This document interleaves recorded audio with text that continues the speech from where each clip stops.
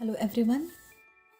We have already started our database management system series in which we have seen what is the database, and after that we have gone through basic structure of DBMS.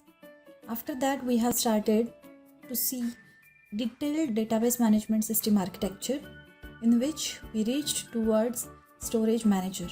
So in this video we are going to see what is storage manager.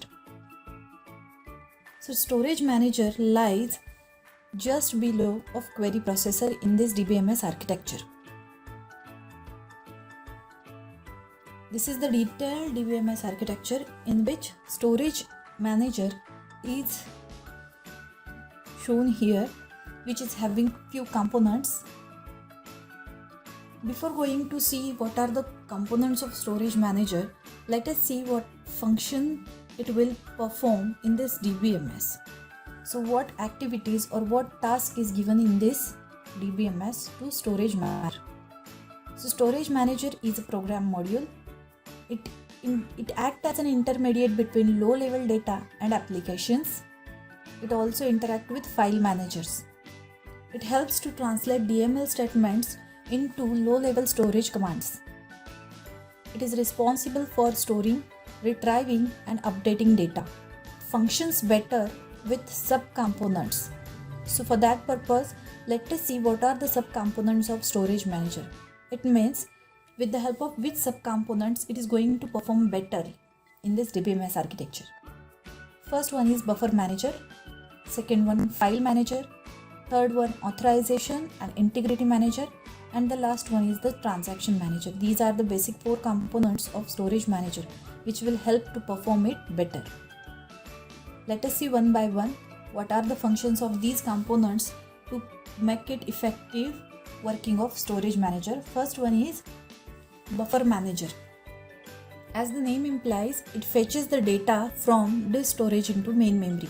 It decides what data to cache into main memory.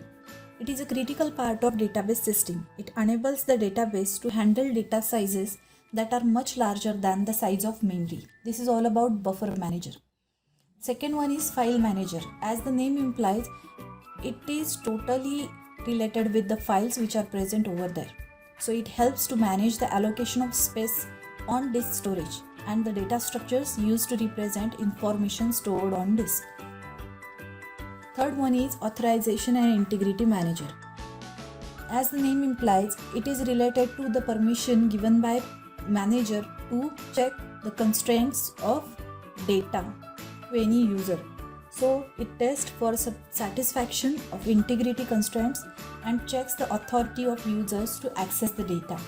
And the last component of this storage manager is transaction manager, which ensures that the database remains in the consistent, that is correct state despite system failures, and that concurrent transaction execution proceeds without conflict. So this is the main task of this storage manager, which protects or which handles all the transactions which user is going to be performed over there. Thank you.